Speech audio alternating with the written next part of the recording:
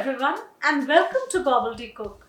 Today I'll show you a quick and delicious paneer recipe that is so simple to make, even for beginners. Shahi Paneer Korma. The dish consists of soft and buttery paneer pieces simmered in a mild and creamy yogurt-based gravy enriched with cashews and fried onions. Cook this up in a jiffy and impress your guests. Let's get gobbledygooking. First, we need to put together some ingredients for making our korma paste.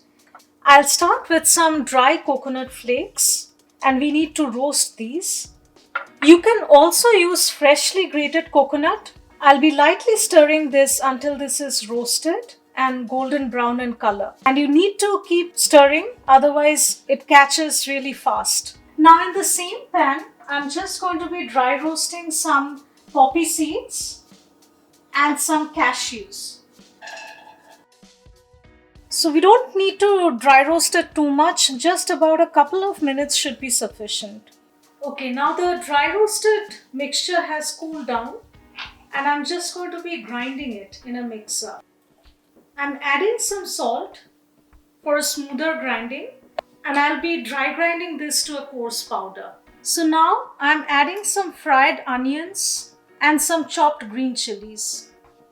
I'm using store-bought fried onions to make it a quick recipe, but if you want to just take fresh onions and fry them and then grind them, that's fine too. Now I'll be adding some water to this mix and then grinding the whole thing into a smooth paste.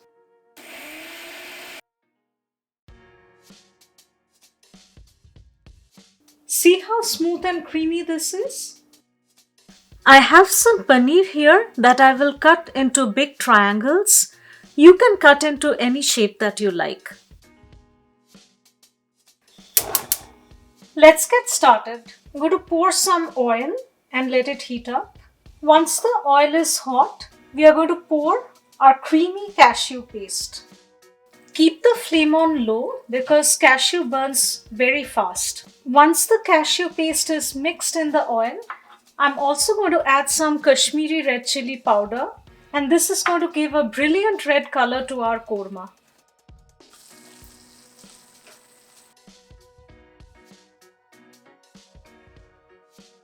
Add some red chili powder, turmeric and some salt to taste and mix it well. Now I'm adding some roughly chopped tomatoes.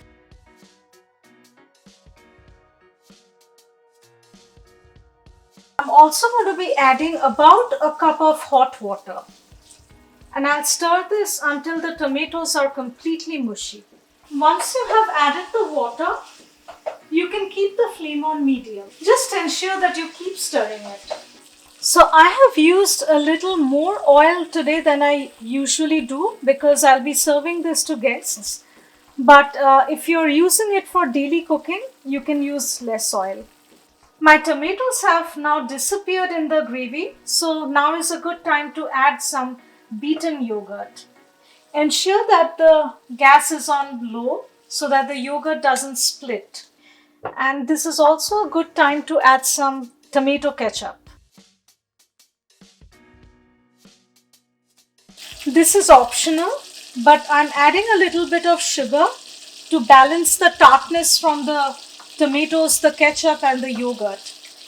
So my gravy has reduced considerably here, and what we are looking for is a thick sauce-like consistency. Time for a taste test.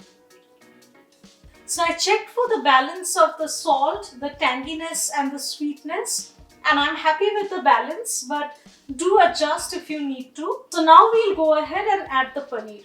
Now for this recipe, I have not really sauteed the paneer pieces beforehand.